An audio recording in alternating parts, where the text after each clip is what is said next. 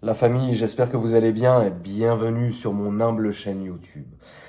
Aujourd'hui, nous allons traiter de la question de l'argent. Alors, dit comme ça, t'as vu, c'est dégueulasse, mais je vais vous expliquer pourquoi il était important que je fasse cette vidéo. Il était important que je fasse cette vidéo à mes yeux, après évidemment, libre à vous de la regarder ou pas, mais il était important que je fasse cette vidéo parce que je pense qu'il est aussi important de réellement connaître la personne que vous avez devant vous. C'est-à-dire que ceux qui me suivent depuis des années, oui, vous avez déjà vu, que ça soit mes anecdotes en vidéo, que ça soit, entre guillemets, mes vidéos autobiographiques que je vous faisais chaque 2-3 ans, etc.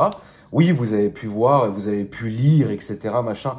Tout ce que vous avez envie, Internet regorge de très grosses conneries, comme Internet regorge de réalité. Donc, jusqu'à là, il n'y a pas de souci, mais c'est toujours, entre guillemets, mieux quand ça sort de la bouche du principal intéressé. Donc, j'ai toujours voulu et j'ai toujours préféré et fait en sorte de répondre à vos questions directement et, entre guillemets, sans tabou. Généralement, je le fais sur mon canal Discord et je le fais directement en vocal parfois. On peut avoir des vocaux avec plusieurs, ça est d'ailleurs souvent, plusieurs centaines de membres de ma communauté qui viennent me poser les questions directement. Et moi, ce que j'aime dans les vocaux, c'est que tu ne peux pas mentir, tu ne peux pas « attends, je vais réfléchir ». Là, c'est du direct, on te pose la question, tu réponds directement. Et grâce à ces années de Discord et à ces années de vocaux, en fait, j'ai compris que les gens étaient vraiment intéressés. Évidemment, vous aimez les voitures.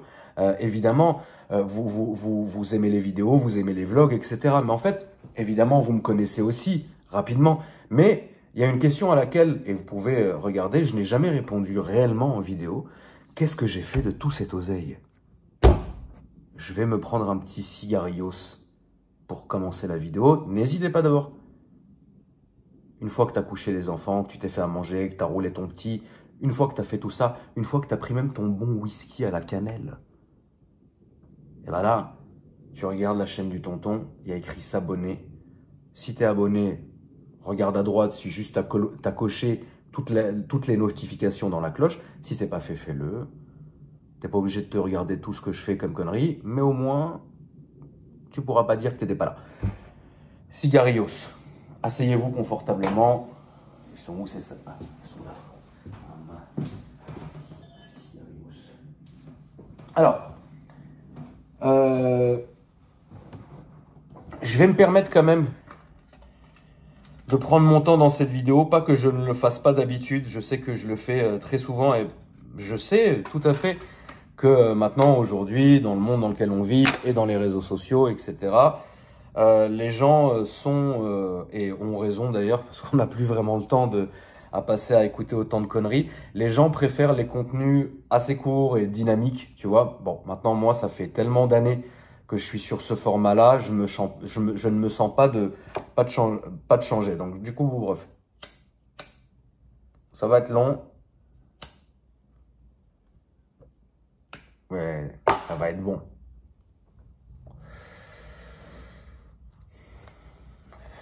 Je vais pas vous faire mon autobiographie parce que la majorité d'entre vous me connaissent. Mais je pense qu'il est important de vous raconter ma manière de voir les choses et ce que j'ai pu faire personnellement. D'abord, il faut savoir un truc, c'est que avant que j'ai eu le choix que m'ont donné ma famille, il faut savoir un truc, c'est que j'ai vécu avec des gens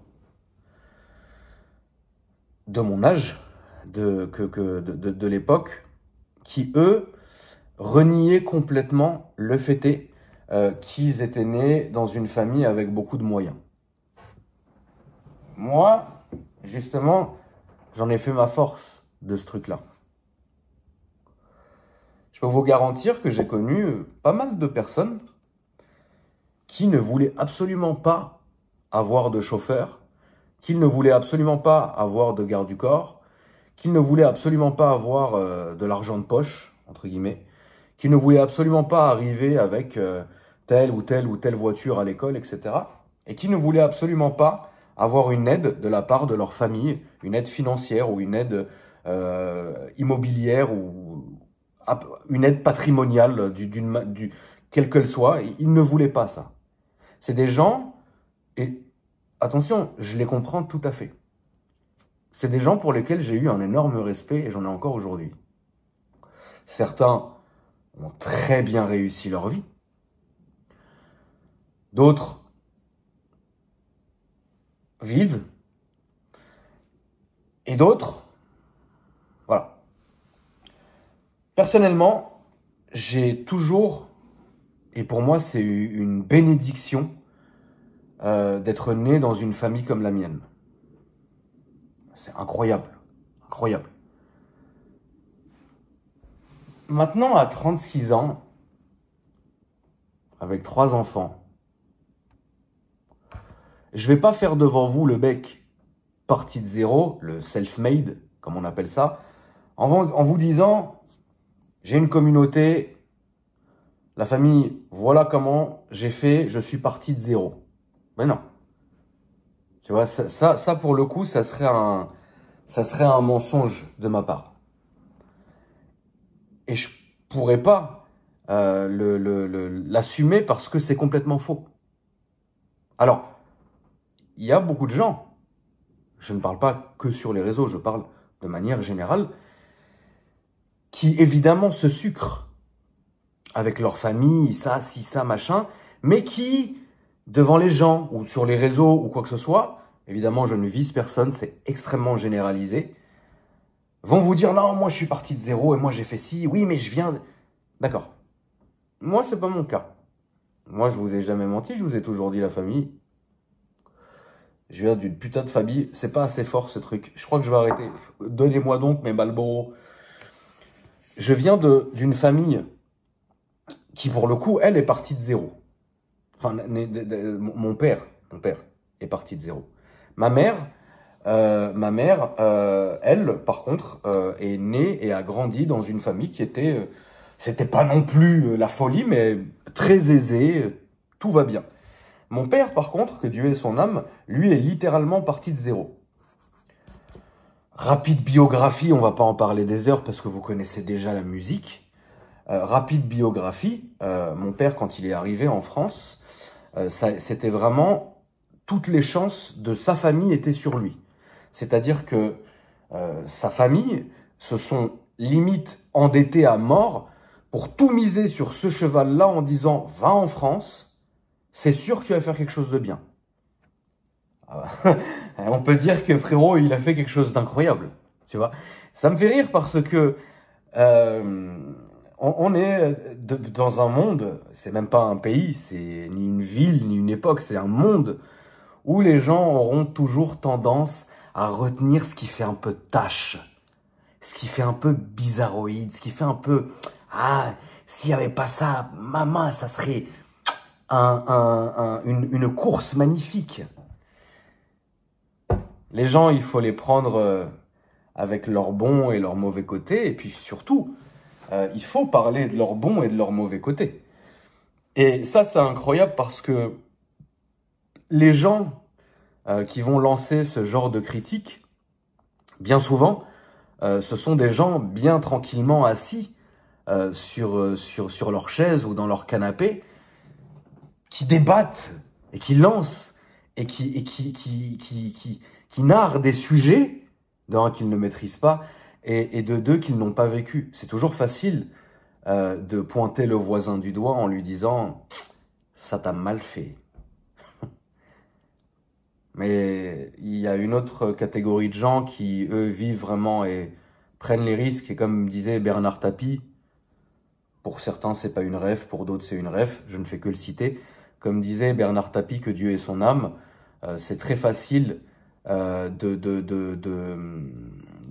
critiquer les gens alors que vous ne faites rien. Alors oui, il y a des gens qui font des bonnes choses, il y a des gens qui font des choses un peu moins bien, mais en tout cas, ils les font. Encore une fois, je ne fais que citer la personne. Mon père, en arrivant en France, je vous passe toute cette période-là, il a fait des très très bonnes choses. Et il a fait, pour moi, que du bon. euh, beaucoup de gens, et bien, sur les réseaux, mais moi je m'arrête pas aux réseaux parce que ça a toujours été ça. Que ça soit des articles dans les journaux à l'époque, que ça soit sur les forums, suite à mes vidéos sur Dailymotion, ou que ça soit dans des espèces de rallyes mondains. Parce qu'il existe le rallye et puis il existe le rallye. Ouais, tu m'as compris. Dans ce genre de rallye, déjà, ça commençait très très jeune. Tu sais, t'arrivais avec une belle voiture, ou avec un chauffeur, ou avec une équipe de sécurité, etc. Bah tout de suite, tu sais, directement, t'avais les on-dit qui commençaient, tu vois. Ah, mais c'est Akram, c'est Junior, c'est le fils du vendeur d'armes, c'est le fils de... Enfin, tu vois ce que je veux dire? Donc, moi, j'ai pas attendu les réseaux sociaux pour entendre ou même pour lire ça, tu vois. Et moi, pour moi, c'était du pain béni parce que ça a créé tout de suite un fossé entre moi et les gens que j'avais surtout pas envie de fréquenter, ni même de compter dans mes amis ou même dans mes fréquentations. Donc déjà, c'est super bien parce que l'épuration, la, la, la, la, le- le- l'épuration du truc, le partage, c'est fait naturellement. Eux n'avaient pas envie d'être mes amis et moi, je n'avais surtout pas envie d'être les leurs. Tu vois? Et donc, du coup, ça, c'était très bien parce que c'était vraiment comme une espèce de passe-droit pour la réalité. C'est-à-dire que les gens qui allaient traîner avec moi ou quoi que ce soit, ou venir me parler, c'était soit des gens qui avaient plein de questions, soit des gens qui se disaient ah on va faire ci, ah, on va faire ça, soit des gens aussi qui prenaient la personne sans aucun handicap. Tu vois ce que je veux dire? Tu peux très bien être le fils d'un tel, mais ne pas être comme la personne. Et moi, au contraire, pour moi, j'ai quand même, évidemment, cette image de mon père qui pour moi a fait comment dire, un quasi sans faute. Et les gens retiendront toujours ce côté un peu bizarre du truc. Mais attends, ouais, quand même, tu roules en voiture, mais ça te gêne pas que ça soit l'argent de la mort? Ouais, mais j'ai tué personne. Mais ça te gêne pas que la maison dans laquelle tu vis, ça soit l'argent de la mort? Il faut pas voir ça comme le film Lord of War, sous le manteau ou machin. C'est pas comme ça. Si vous vous renseignez, je sais que les gens adorent ça, c'est vraiment entre pays. Tu vois, il en faut. Les gens, il faut des métiers pour tout. Il faut la pute du coin, il faut le libraire, il faut le policier, il faut le pompier, puis il faut le vendeur d'armes. Qu'est-ce que je te dise? Moi, en tout cas, j'en suis très fier. Les gens oublient beaucoup de choses, mais c'est vrai que j'aurais vraiment rêvé que mon père vive plus longtemps. Il est mort à 77 ans, que Dieu ait son âme. Mais j'aurais voulu que mon père, j'aurais voulu vivre, le connaître beaucoup plus, parce que je l'ai connu que quelques années. Aujourd'hui, c'est vrai que j'ai quelques souvenirs, évidemment. Et puis j'ai toute cette famille.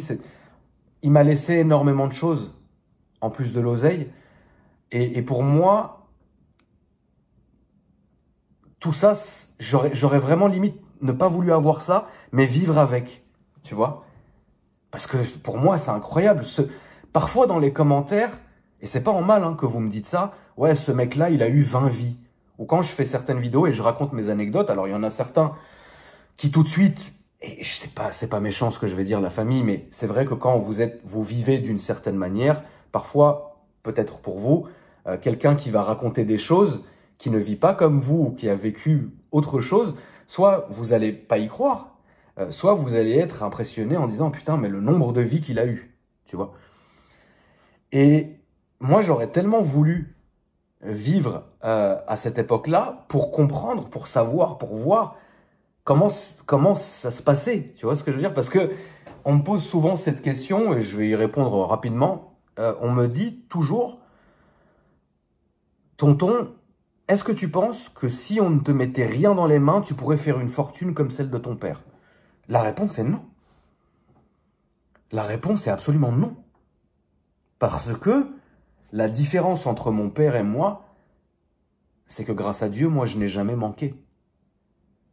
Et je ne sais pas ce que c'est que le manque. Je ne sais pas ce que c'est que d'avoir faim. Je ne sais pas ce que c'est que de ne rien avoir dans les poches. Je ne sais pas ce que c'est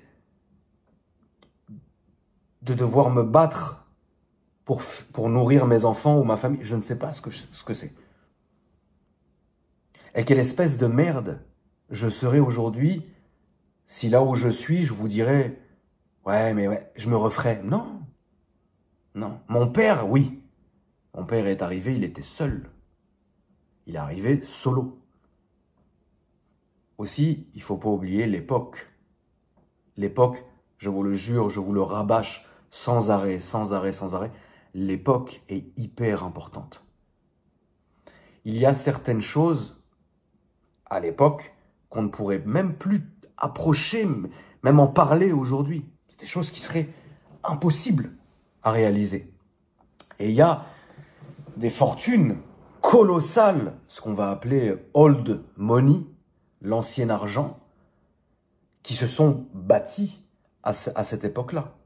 Aujourd'hui, bien évidemment, bien sûr, c'est une très bonne chose. Il y a des gens qui peuvent partir de quasi rien et qui peuvent arriver à, en quelques années, même pas sous une génération, à vraiment avoir les moyens. Bien sûr que ça existe, bien sûr que ça arrive, et c'est très bien que ça arrive encore.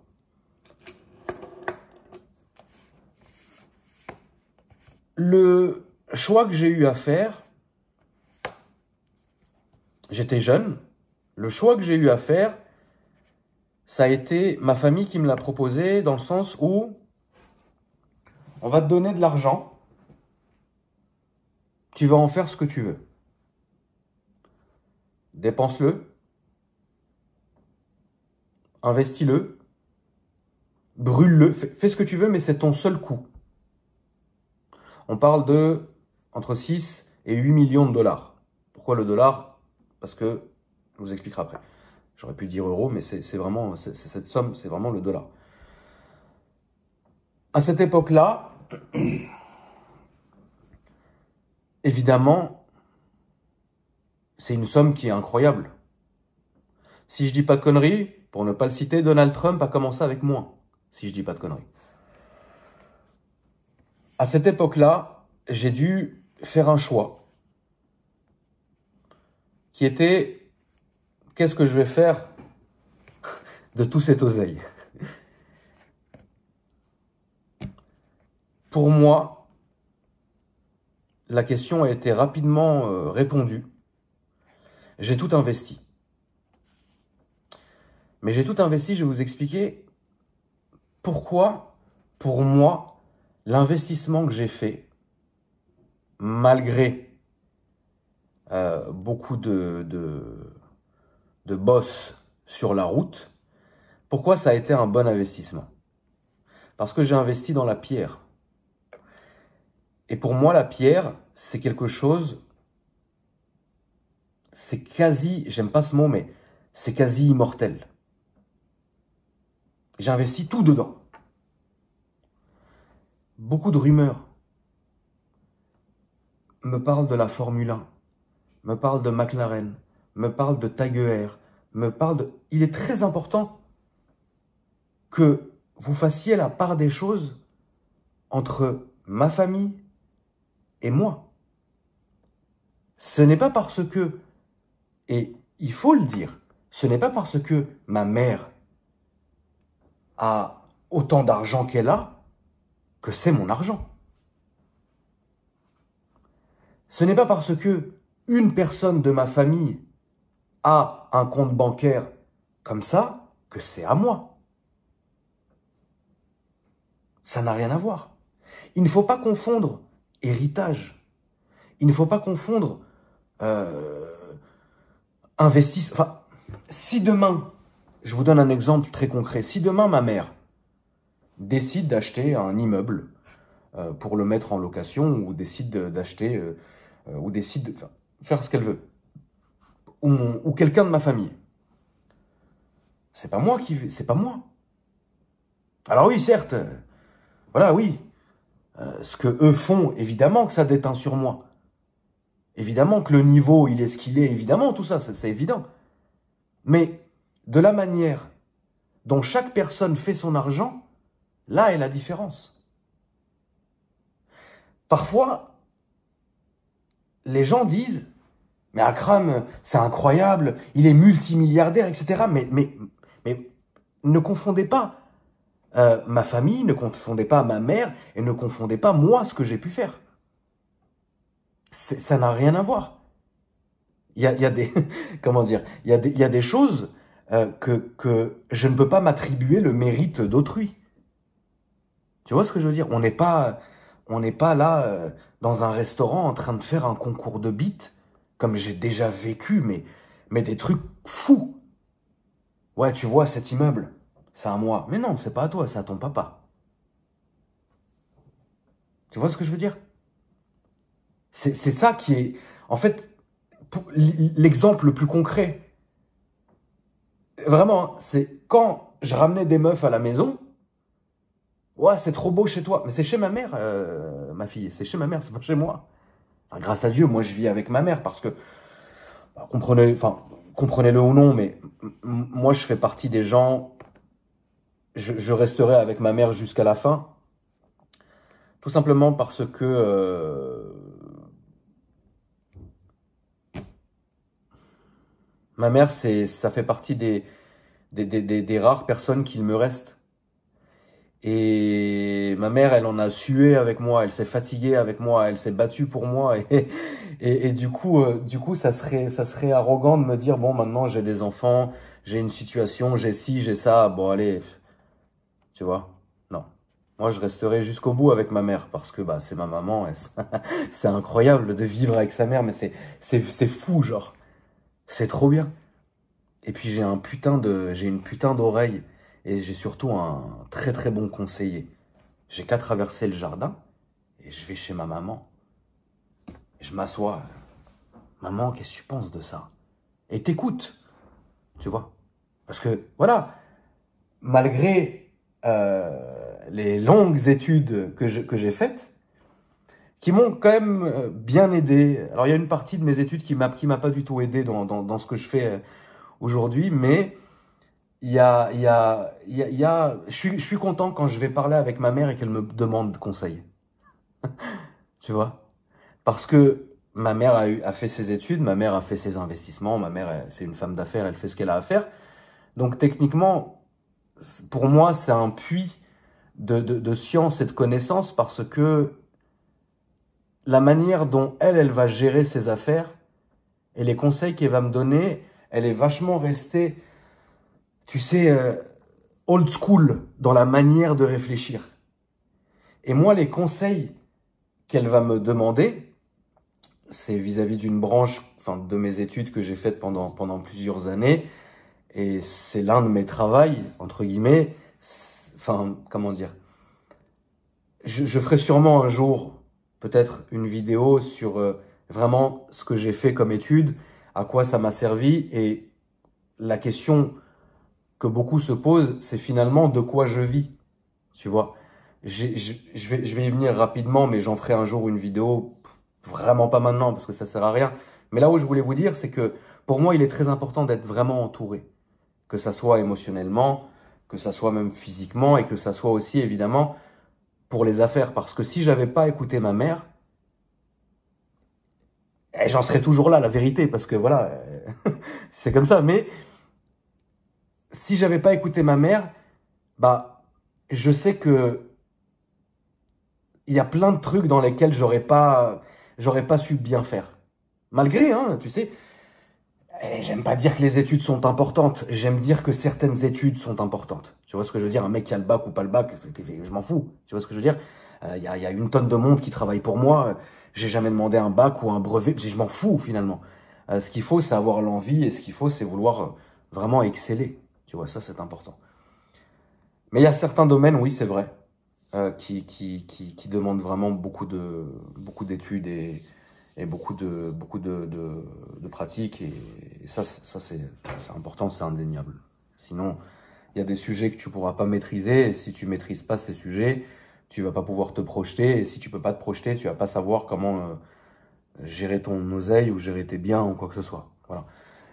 Maintenant, quand j'ai eu cette somme, le seul conseil que j'ai demandé, c'est pas aux avocats, c'est pas aux conseils, c'est pas aux autres membres de ma famille, c'est à ma mère que j'ai demandé. J'ai dit, écoute maman, qu'est-ce que je fais avec ça?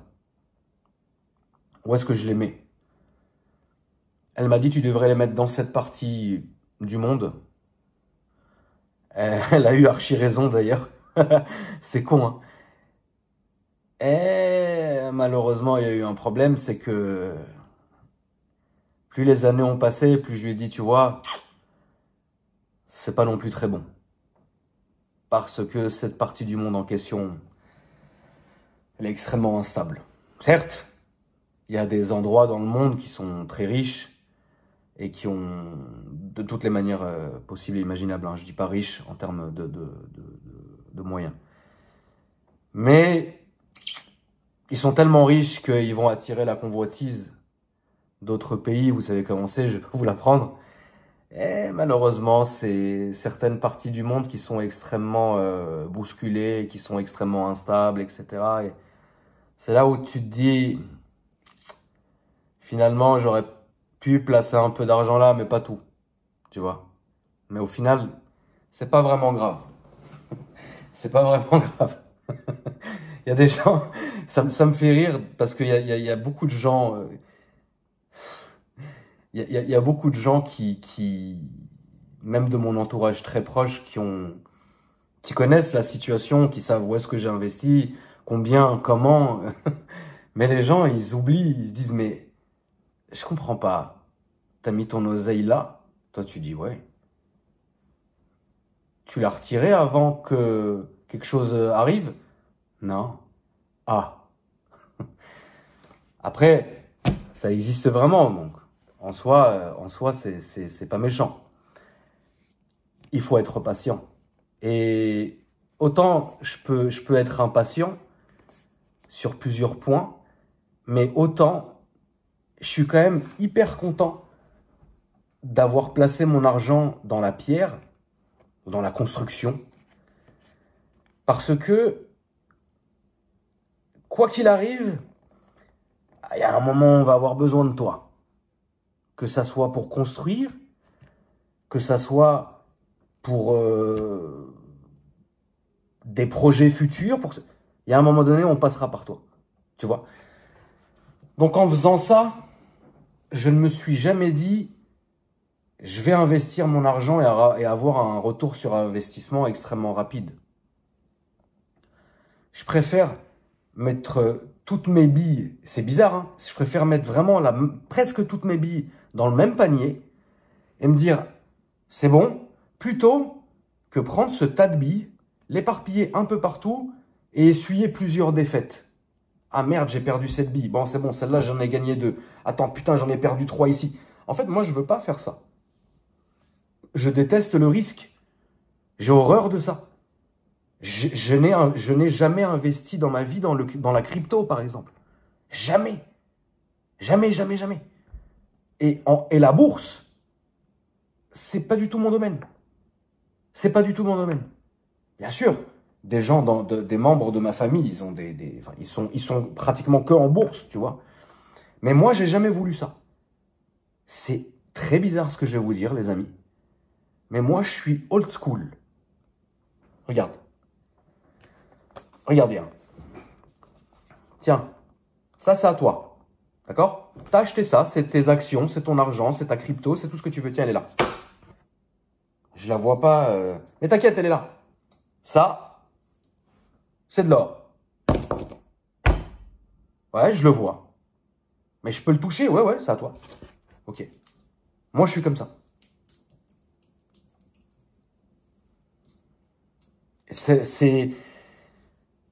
J'ai toujours été comme ça. J'ai toujours voulu voir mes trucs. Voir ce qui était à moi.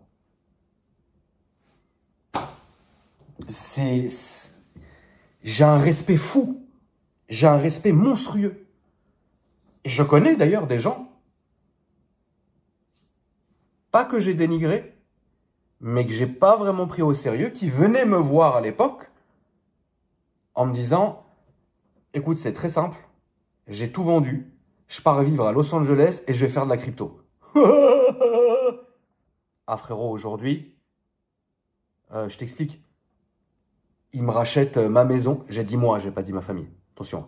Moi, ma baraque, mes yinches, ma pauvre Golf TCR, il rachète même Marie. Tout le monde dégage. Et moi, j'étais là. Ça, c'est des gens qui ont, qui ont pris du risque. Attention. Je connais aussi des gens qui sont venus me voir en me disant, écoutez, nous, on va se lancer, on est 3-4, viens avec nous, on va faire un projet, ça va aboutir. C'est bi. Il y a Chiu. Tout le monde aujourd'hui, ils ont peut-être rebondi, mais il y en a, ils en ont laissé des dents. Moi, je suis vraiment le genre de personne. J'ai pris toutes mes billes. Tiens, mets-les là. Je le vois, c'est très bien. Ça paye pas tout de suite, c'est pas grave. Je m'en fous, c'est là. Voilà. Bon. Allez, donne-moi 1 ou 2 billes par an, tiens, ouais, merci, hop. Avec cette bille-là, bon, on va faire autre chose qu'on peut voir. Achète ça, voilà. Achète un immeuble, voilà. Mets-le en loc. Bon, je le vois, il est là. Ok. Bon, donne-moi 3 billes de ce que j'ai. Hop, tu prends 3 billes. Tiens, achète un appart, là, mets-le en loc pour les étudiants. Ok, très bien.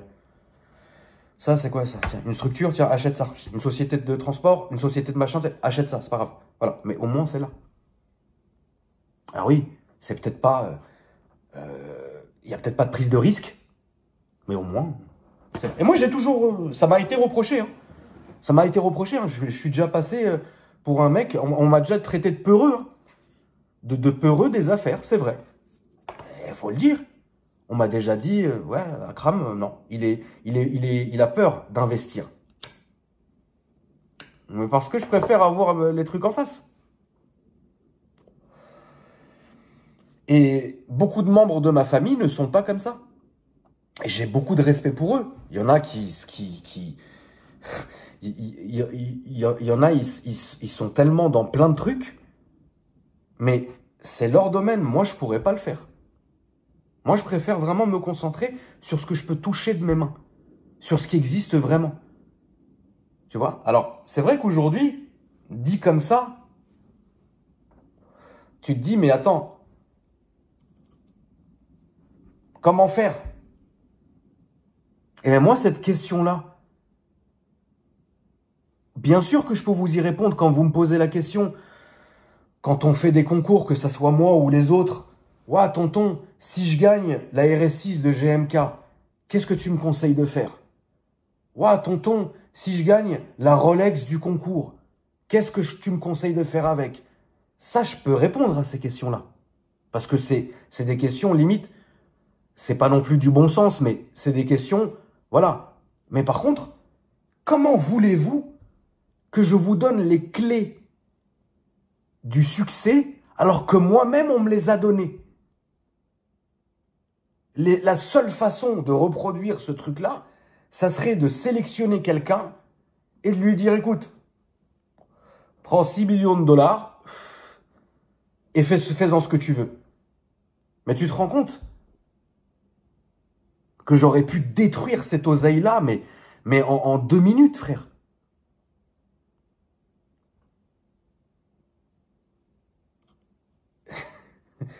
Tu peux pas savoir comment les gens vont réagir. C'est pour ça que je n'ai aucune légitimité devant vous aujourd'hui quand vous m'harcelez de questions, comment investir, où investir. Mais parfois, il n'y a que ça sur Discord. Je suis obligé de rappeler quasi en permanence, les gars, je suis le pire mauvais exemple. Mais toi, comment t'as fait, tonton? Oui, moi, j'avais 6 millions, 8 millions de dollars au début.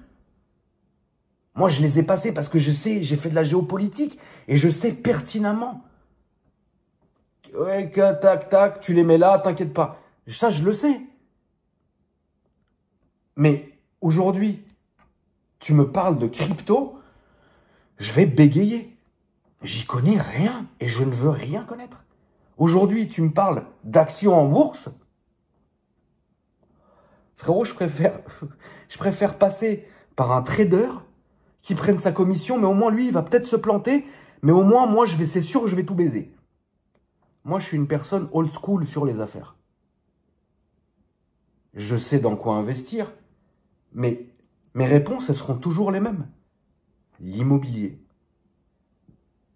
l'or, les métaux, la pierre, le consommable. Qu'est-ce que c'est que le consommable? C'est pas les voitures. C'est pas les voitures.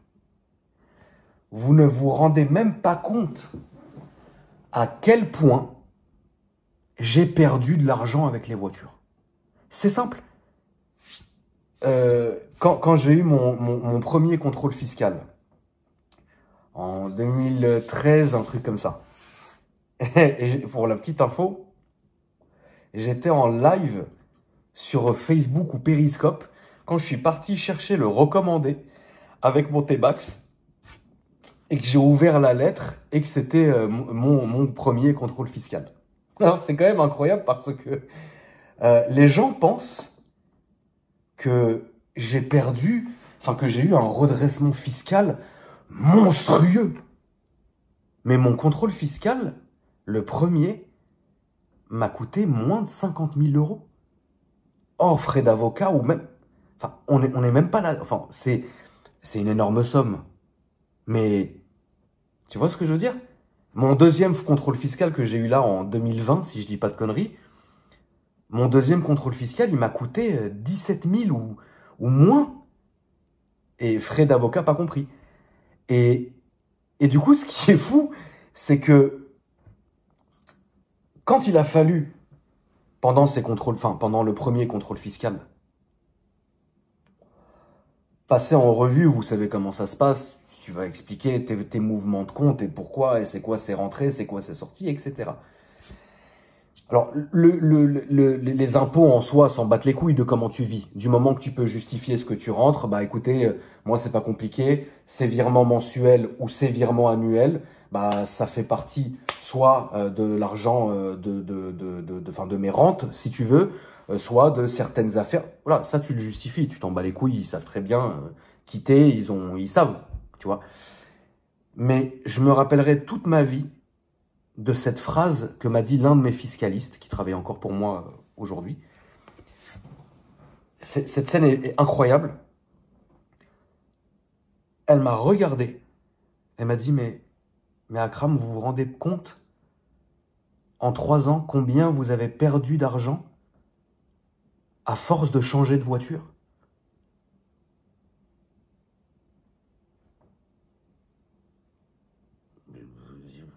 Ouais, oui, à peu près, machin.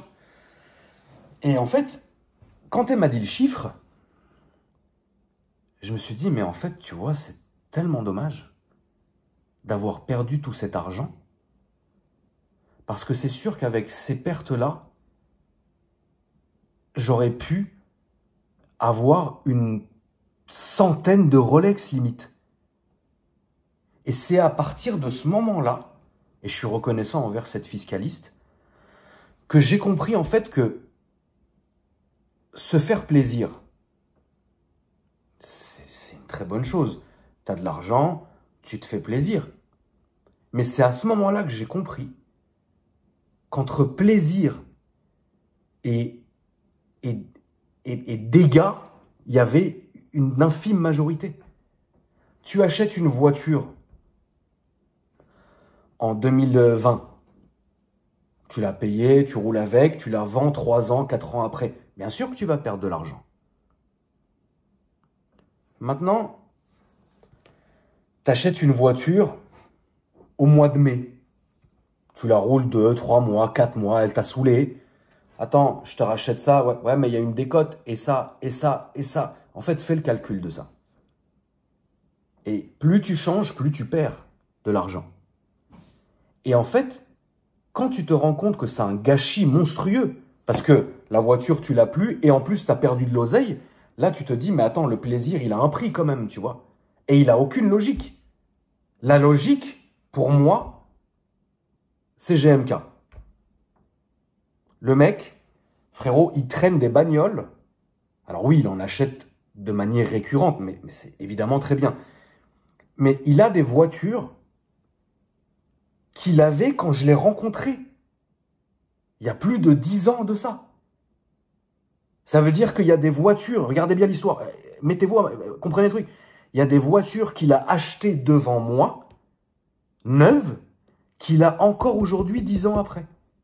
Ça, c'est quelqu'un de réfléchi. Moi, je n'ai pas cette réflexion-là. Pour moi, une voiture, c'est une passion, parce que j'ai la passion de l'automobile, comme je pense la majorité d'entre vous ici, en me disant, bah, cette voiture-là, eh bien, je m'en fiche qu'elle prenne de la valeur, en fait. Ce que je veux, c'est se la kiffer. Bon, t'achètes la voiture, tu la roules. Le moment où tu vas te dire, ah putain, ça y est, elle m'a saoulé. Bon, j'ai quand même les moyens d'en acheter une en plus. Tu le fais. Tu gares celle-là, l'ancienne, tu la gares au parking. T'achètes la nouvelle. Tu roules la nouvelle. Putain, la nouvelle, elle me saoule, frère. Ah, c'est pas grave, j'ai les moyens d'acheter une autre. T'achètes une autre. Machin, tu roules avec. Saoulé. Au parking. Tu achètes une autre.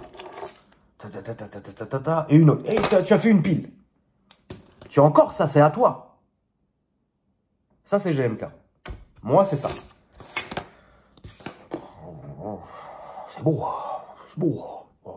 Ah, elle m'a saoulé. Envoie une autre. Prends celle-là, prends celle-là, prends celle-là. Et l'autre. Je peux plus me la voir. Combien? Reprends-la moi et donne-moi autre chose.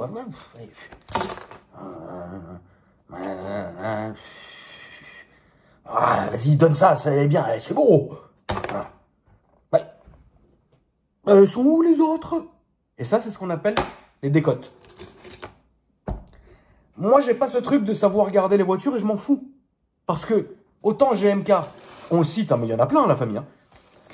GMK, il a tout ça dans son garage. Mais autant lui, dans sa tête, ça ne le dérange pas de se dire, ah, j'ai ça. Moi, je suis une personne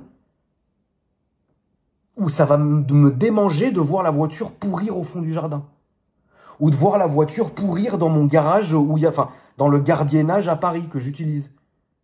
Ça me pourrit. Ça me fait mal. Après, le fait est aussi que je sois comme ça, c'est que pendant trop longtemps, il ne faut pas oublier mon âge. J'ai quand même 36 ans. Et j'ai quand même eu accès, à partir de mes 18 ans, à un budget quasi illimité de bagnole. Et j'ai quand même eu accès, en fait, enfin ça y est, j'ai fait et refait. Donc en fait, si tu veux, à un moment, malgré l'oseille, malgré la perte, en fait, la chose qui m'a le plus fait chier, c'est que j'avais perdu toute, et je vous l'ai déjà dit, j'ai perdu pendant cette époque toute logique automobile. Mais c'est véridique. Et ça, c'est tellement triste. C'est hyper triste, tu vois. Parce que, comment voulez-vous qu'un passionné automobile puisse s'en battre les couilles d'une Ferrari Enzo ou d'une 458 spéciale? Ça a été mon cas. Ça a été vraiment mon cas. Ça veut dire, ouais. Alors vous, ça vous fait des anecdotes à raconter sur TikTok. C'est bien, hein, mais moi, si tu veux, à ce moment-là, je me suis dit, mais en fait, il n'y a plus rien qui me plaît finalement.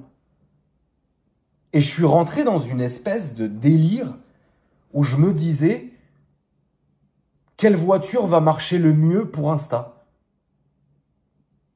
Donc je me mettais à acheter des caisses, je connaissais même pas l'historique, ni ci, ni ça, juste j'achetais la voiture, je la roulais 2 fois, je faisais ma photo, les gens ils kiffaient, ils me traitaient de voiturier, c'est pas fou. Et après, bah, je m'en battais les couilles, je la vendais, j'achetais une autre. Et en fait, j'ai perdu à un moment donné cette passion de l'automobile, tu vois. Les gens vont souvent me parler de des Bugatti, en fait. Il faut pas oublier, les Bugatti, ça a été une vengeance pour moi. Ça a été une vengeance, ça a été de l'ego.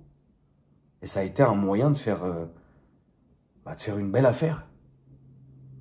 Il n'a jamais été question d'acheter, non, excusez-moi, mais d'acheter la voiture parce que, waouh. Ah oui, c'est une excellente voiture, c'est magnifique. T'as atteint un palier, oui, c'est bien. Mais frérot, que ça soit une Golf, que ça soit une Bugatti, que ça soit une Enzo, que ça soit ce que tu veux, moi je suis incapable Enfin, j'étais à l'époque, encore maintenant, vous en rigolez, mais pour moi, voilà, j'ai vécu mon moment, en fait. Pour moi, la passion, le plaisir de l'automobile, c'est de vivre son moment. Et ce n'est qu'après tout ça que je me suis dit, mais en fait, en tant que passionné automobile, je ne peux pas me comporter comme ça. Je ne peux pas me comporter comme ça. Il faut que je me comporte déjà d'une manière logique et surtout, le plus important, c'est que je me fasse plaisir. Parce que c'est quand même le but de tout ça. Le but, c'est pas simplement d'acheter une voiture simplement pour que les gens disent « Tiens, Akram a acheté cette voiture ».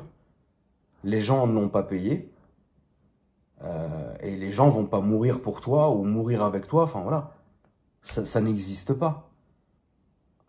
Et donc, après tout ça, pendant de longues années, j'ai perdu le truc. Ah oui, alors oui, j'avais des très très belles voitures, bien sûr. Mais j'ai perdu le truc. J'étais plus occupé là, vraiment pour le coup. J'étais vraiment plus occupé à acheter beaucoup de montres et à faire de l'immobilier. Voilà, parce qu'au moins je me disais, c'est ce que j'aime faire en ce moment, donc je le fais. Tu vois. Et je l'ai fait. Et la passion, entre guillemets, de l'automobile, c'est vous qui me l'avez redonné. Quand j'ai commencé et j'ai créé ma chaîne YouTube, les premières vidéos, je vous disais, la famille, je fais pas ça pour moi. Si ça se trouve, vous allez voir aucune de mes caisses. Je fais ça parce que je trouve que vos projets sont ouf et qui méritent d'être vus. C'est comme ça que c'est parti à la base, ne l'oubliez pas. Je vous ai jamais dit, la famille, voilà, putain, oui, je le fais. Mais franchement, les caisses que j'achète, c'est du tout venant. Enfin, oui, elles sont très bien, je les aime beaucoup. Je suis super content d'être un abruti qui a acheté une Mégane RS à 80 000 balles. Tout comme je suis content il y a plein de caisses que j'achète, je suis super content. Mais la vérité, c'est que du moment que moi, vas-y, ça me fait plaisir, c'est cool. Et ce qui m'a beaucoup ce qui m'a beaucoup changé, c'est aussi, mais c'est évident, c'est quand tu deviens père de famille, tu penses plus comme avant. Tu vois, tu peux plus penser comme avant. Quand t'es père de famille, je vous jure, parfois c'est un truc de ouf. Vous allez rigoler, mais pour être clair avec vous, la vérité, je sais que beaucoup en rigolent parce que je vous ai promis et ça arrivera, c'est évident. Mais j'étais assis, ça a été annoncé, donc la finale arrivera. Tu vois, mais je vous ai promis cette vidéo, la finale. Et les gens sont dingues parce que, enfin, faut pas être bas d'esprit comme ça, la famille. Il faut pas se penser que je vais vous faire la vidéo en mode, je vais ouvrir mon garage au fond, boum, vous allez voir une Chiron. Et qu'est-ce qui va se passer après, frère? Qu'est-ce que ça va changer? Qu'est-ce que ça va faire pour moi? Qu'est-ce que ça va changer? Waouh! Waouh, tonton, il a eu des couilles. Il a mis 2,7 dans une voiture. Ouais. Ok. Mais après quoi? Et je vais à droite, à gauche, ouais, c'est bien. Mais je le fais déjà. J'ai pas besoin de le montrer. Moi, les choses que je vous montre, c'est des choses que je trouve logiques. Enfin, comment vous dire? Il y a plein de gens qui comprennent le truc et qui me disent « Mais tonton, c'est un truc de ouf, tu roules avec les mêmes voitures que nous ?» Bah oui, parce que c'est des très bonnes voitures. Il n'y a pas besoin de rouler en Rolls-Royce tous les jours pour se sentir exister. Moi, les voitures que j'aime vraiment, je les ai. Ça veut dire, j'ai mes Rolls-Royce bidons, frère, qui fuient, qui sont mortes, etc. J'ai plein de trucs de prévus où je vous montrerai ça. J'ai deux, trois caisses, voilà. Je vous montrerai tout ça. Mais en vrai de vrai, je vous jure que je suis heureux comme ça, en fait. Parce que, bah, comment vous dire? Parce qu'en fait, pour moi, il doit y avoir une logique dans tout ça. Bien sûr que la logique est incroyable de se faire vraiment plaisir et d'acheter une belle Lamborghini ou une belle Ferrari. Il y a une énorme logique, c'est une voiture qui est incroyable, etc. Mais c'est très bizarre ce que je vais vous dire. Mais j'en ai tellement autour de moi, de ma famille, parce que vraiment, eux sont vraiment passionnés de voitures à un point de ouf. Et en fait, je les vois tellement, ces voitures, que je dis, bon, voilà, c'est incroyable, mais j'ai plus envie de faire la même erreur qu'avant. Tu vois? Ça veut dire, c'est instinctivement, aujourd'hui, maintenant, je vais faire une affaire et je vais en tirer un certain prix, une com ou quoi que ce soit. Bah, je vais pas penser à la voiture. Je vais penser à l'immobilier, je vais penser à l'or, je vais penser aux montres. Alors que je ne suis pas un passionné de montres, hein. J'ai des très très belles montres. Mais tout comme vous m'avez vu l'année dernière, ou il y a 2 ans, ou il y a 3 ans, il y a un moment donné, j'ai plus mis de montre. Franchement, la vérité, ah, tu vois, on en revient aux voitures. Enfin, c'est dingue quand même, tu vois. On en revient aux voitures. Enfin, tu vois. J'ai arrêté à un moment donné parce que, pas de les avoir par contre, mais de les porter, parce que j'avais pas envie de passer pour le mec, tu sais, écrasant, tu vois. Et je recite encore une fois GMK, mais GMK, c'est un délire à prendre en compte. C'est Monaco, c'est les voitures, c'est le décor, c'est... Tu vois ce que je veux dire? Moi, j'ai jamais eu la passion des montres. Oui, j'ai toujours eu des très très belles montres. Mais moi, si là, je l'enlève et je la range au coffre, de ne rien porter, ça ne me gênera pas. Parce que je sais qu'à un moment donné, bah, je sais qu'elles sont là. Alors que les voitures, tu vois, à un moment donné, ça m'avait tellement, comment dire, ça devenait, enfin, je sais pas, frère, vous m'avez vu il y a 2 ans ou il y a un an ou l'hiver dernier, je mettais des G-Shock. C'est une montre à 100 euros, s'il te plaît. Bah, ça faisait le taf, j'aimais bien parce que je m'en battais les couilles, parce que... Et les gens comprenaient pas. Les gens, c'est dingue, hein. Les gens voudraient te voir... En fait, il y en a, ils voudraient me voir mort dans la rue, sous les ponts, que Dieu me préserve.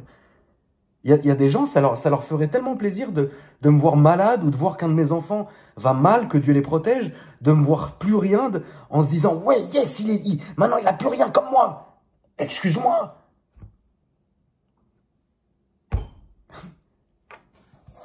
C'est fou, mais l'un des plus beaux cadeaux que Dieu, alors je suis peut-être pas le meilleur des croyants, mais je suis croyant, le plus beau cadeau que Dieu m'ait offert, c'est ma famille, en fait. C'est de me dire, waouh, putain, je suis hyper... En fait, tu sais, pour- quand j'ai eu mes enfants, je me suis dit, tu vois, en fait, la vraie richesse, elle est là. La vraie richesse, elle est là. Alors oui, la vérité, la famille, j'ai des très belles voitures. En plus de mes voitures qui sont ici, que vous connaissez, tu sais, qui vont et qui viennent, etc. Mais c'est très important pour moi. J'adore les voitures, je suis passionné de voitures, mais vous pouvez pas me faire jouer un rôle, c'est pas moi. Bien sûr que j'adore les voitures, bien sûr que j'en parlerai des heures, comme c'est le cas avec vous. Bien sûr qu'à chaque fois que vous m'envoyez une de vos voitures, je suis hyper content. Bien sûr, frérot, pas plus tard, je voulais même pas montrer sur la chaîne, on s'en fout. J'ai fait qu'une story sur Insta, j'ai acheté un X5 M50D. C'est un truc, ça vaut 45 000 balles. Frérot, même pas le prix de la Daito. Et putain, pourtant, je suis content. Alors que je pourrais, frérot, appeler n'importe qui ou même aller chez BM et m'en battre les couilles et d'acheter le dernier X5M. Bien sûr que je peux le faire. Ouais, je vais bien me faire plaisir, frère, tu vois. Je m'en fous de ça. Non, c'est vrai, tu vois. Du coup, le, le, le- pendant toutes ces années, tu vois, j'ai vraiment profité de mes enfants. J'ai vraiment profité de ma vie de famille. Excusez-moi, je vais me manger un petit chocolat, frérot. C'est normal, faut se faire plaisir. J'ai vraiment apprécié, en fait, En fait, c'est bizarre, mais j'aime trop ma vie. Je suis... Alors, c'est vrai que bon, j'ai quand même un truc qui me fait chier. Dégueulasse!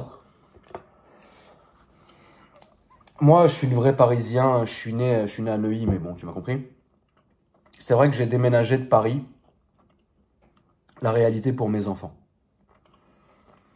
J'ai déménagé de Paris. Je suis dans le 92. Et grâce à Dieu, attention, je me plains absolument pas. J'ai une maison de dingue. J'ai une maison de dingue. Mais c'est vrai que moi, j'étais bien. Tu sais, il y a des lieux comme ça dans lesquels j'ai encore des souvenirs. Alors, pas la maison, le gros hôtel particulier que j'avais, enfin que ma mère avait. Ou celui des Bugatti, la maison et tout ça. En fait, cette baraque-là, on n'a jamais été censé la garder. On n'a jamais été censé finir nos jours là-bas. En fait, cette maison, en fait, à la base, que vous compreniez, je suis né 11 place des États-Unis, qui est devenu maintenant le musée Baccarat. On a fait une vidéo au début de la chaîne. Ah, tu peux pas vivre là-dedans, frère. C'est ridicule. Mon père, il vivait là-dedans avec nous, parce que c'était ses bureaux, parce qu'il y avait une tonne de monde, parce que ci, parce que ça, parce que il faisait venir des chefs d'État, frère, chez lui. Maintenant, une maman, une veuve, un gamin, qu'est-ce que tu vas vivre là-dedans? C'est un gâchis total. Donc, on a vécu dans les très beaux appartements avenue Henri Martin, là. Putain, je les ai là, frère. 1000 mètres carrés, bam, de plein pied. Deuxième étage, 500 mètres coupés en deux. On a cassé le mur, 1000 mètres carrés. Et j'ai des souvenirs dans cet appart-là. Maman. C'est dégueulasse de manger devant les gens. Mais bon, tu m'as compris.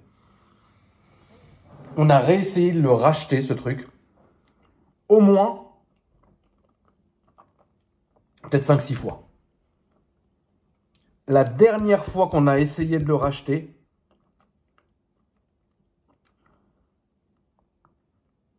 c'était il n'y a même pas un an. Ah si, il y a un an. L'hiver d'année dernière. Impossible. Impossible. On est allé visiter, parce que le 109 avenue Henri Martin, c'est un U. Nous, on était en face, et en fait, ils vendaient l'autre aile. Mais l'autre aile, ça nous intéresse pas, parce que nous, ce qu'on voulait, c'était retrouver notre appartement incroyable, etc. Même si tu vis pas dedans, il est là, il est à toi, t'es content, tu vois. On a une tonne d'immobilier, c'est pas pour ça qu'on vit dedans, tu vois. Et ça a été un gros regret. La maison, l'hôtel particulier, là, que vous connaissez avec les Rolls dedans, les machins, la branlette, ça, c'est une baraque, à la base, on l'a prise, parce que vous savez, à la suite de certains événements au Moyen-Orient, j'ai une partie de ma famille qui est venue vivre en France. On va pas entrer dans ce sujet. On en parlera pendant la finale, c'est prévu. Bah oui, bien sûr, toi tu crois que c'est juste un tour de Paris à fond en chiron. Pauvre merde. À un moment, réfléchis plus haut. Si tu penses, si tu te dis pas pourquoi je sors pas cette vidéo tout de suite, c'est pas pour hyper 3-4 personnes. C'est parce que derrière, il y a un vrai enjeu. On s'en fout de la voiture film. Ah oui, la voiture, elle est marrante, elle est symbolique. Mais ce qu'il y a derrière, c'est un autre niveau. Ce que je vais parler dans la vidéo, c'est un autre niveau. On n'est pas sur ça. On n'est pas sur ce vlog-là, fatigué dans une véranda. On est sur un niveau assez chiant. Donc, à la base, ma famille est venue. C'est pour ça qu'on a pris cette baraque. On peut pas amener tout le monde dans un appartement. Et du coup, bah, c'est pour ça qu'on a pris cette baraque. Une fois que ça s'est arrangé, que bah, certains ont pu rentrer de là où ils venaient, et certains ont décidé de s'installer définitivement dans ce beau pays, bah, écoute, t'as plus d'utilité, frérot, tu vas pas, enfin, c'est du gâchis total. Donc, du coup, à droite, à gauche, et après, on est arrivé dans cette maison-là. Je vais vous dire un truc. Le kiff et le sentiment incroyable d'avoir ces enfants jouer dans un énorme jardin avec plein d'animaux, ça pour moi c'est la richesse. Franchement, je vous dis la vérité, c'est la richesse. Je vais être un peu cru, mais tu sais, quand je suis dans mon jardin, mon frère, et que je vois mes enfants qui s'amusent, que Dieu les protège, avec les chiens, comment tu vas avoir des Malinois et des Chochos et des à Paris vont s'emmerder. Tu les vois s'amuser, la vérité, mes voitures, je les regarde même plus. Qu'est-ce que je m'en branle? Alors oui, mais voilà, moi j'aime faire travailler les gens, c'est vrai, voilà. Je- J'ai acheté la Mégane RS Ultima Ben parce que vous le kiffez, parce que c'est mon ami, que je l'ai rencontré grâce aux réseaux sociaux, qu'on a fait plein de vidéos ensemble. Oui, j'aurais pu aller l'acheter où je voulais la voiture. Mais je me suis dit, attends, je vais passer par Ben parce que, bah, vas-y, c'est un bon gars et ça fait plaisir à la commu, tu vois. Euh, Demain, je travaillais avec Isma, que Dieu ait son âme. Les gens, ils se disaient, mais attends, tonton, je comprends pas, pourquoi tu t'achètes tes caisses chez Vend Mon Auto, frère? Bah, parce que ça fait partie de la commu, ça fait partie de la chaîne. Tu sais, donner de la force, quoi. Enfin, comment tu veux que je donne de la force à quelqu'un si je vais pas manger à sa table? Et c'est la même chose pour Dominique, pour Arbo, frérot, que Riyad m'a présenté, m'a dit, voilà, tu vois, c'est un bon, vas-y, on fait. Ah, Dominique, il est dur, hein. Mais on fait des affaires, on rigole, mais on fait des stories, on s'amuse. Enfin, tu sais, ça reste dans les réseaux. Enfin, tu vois. Moi, ces voitures-là, je les aime, hein, la vérité. Je les aime beaucoup, mais c'est mes caisses de réseau, quoi. Tu vois.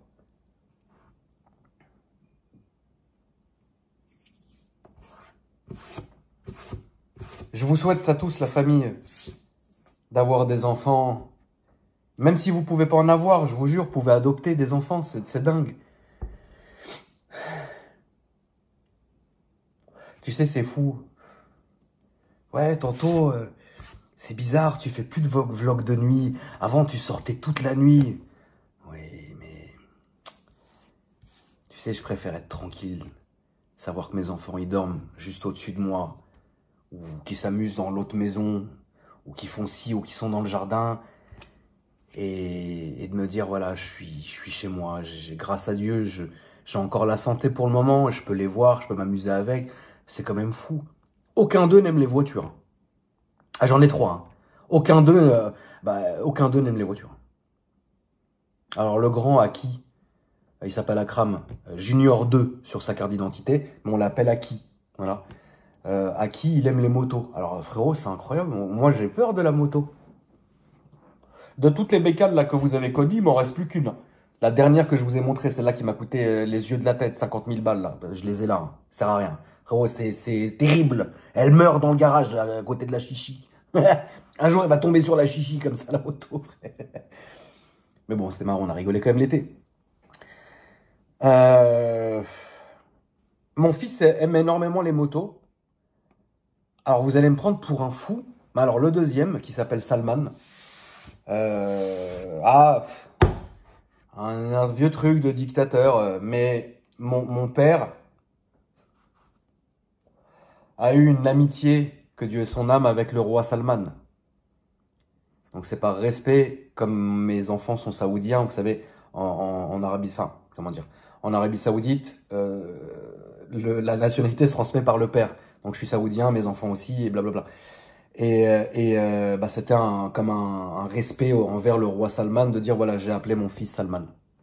Et la dernière, Taline, frérot, incroyable, qui va très bien aujourd'hui, parce que vous vous rappelez, elle est née avec le cœur à l'envers. Seigneur, ils lui ont monté les changeurs à l'envers à l'usine, carrément. Bah, maintenant, elle va très bien, on lui a remis, enfin, incroyable, le chirurgien.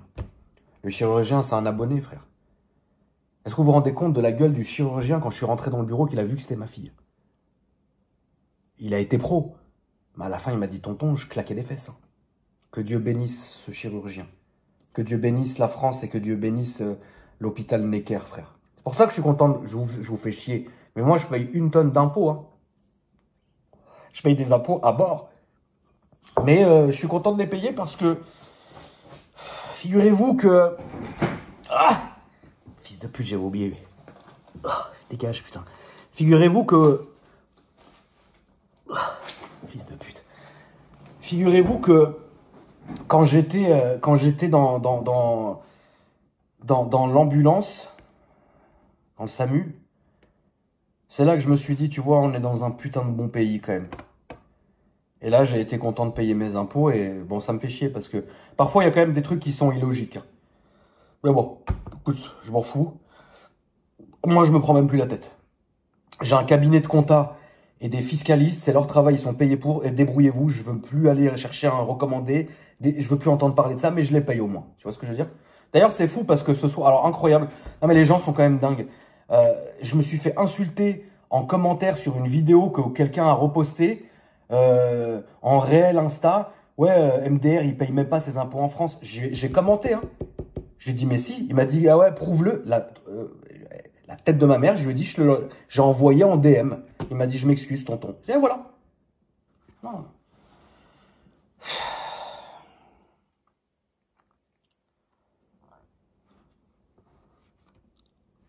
Si je peux vraiment vous conseiller, la plus grande richesse que vous aurez, la famille, c'est vraiment votre famille et vos enfants.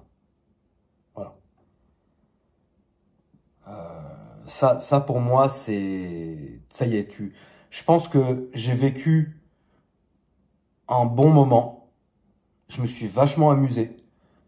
Je me suis fait vraiment plaisir.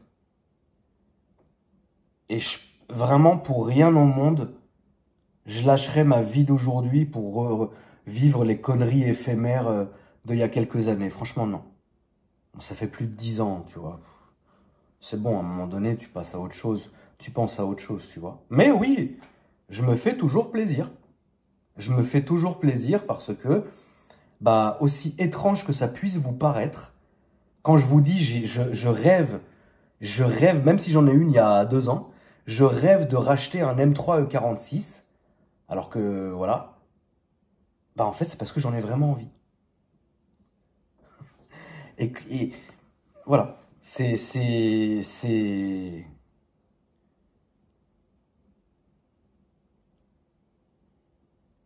J'ai de très très belles voitures.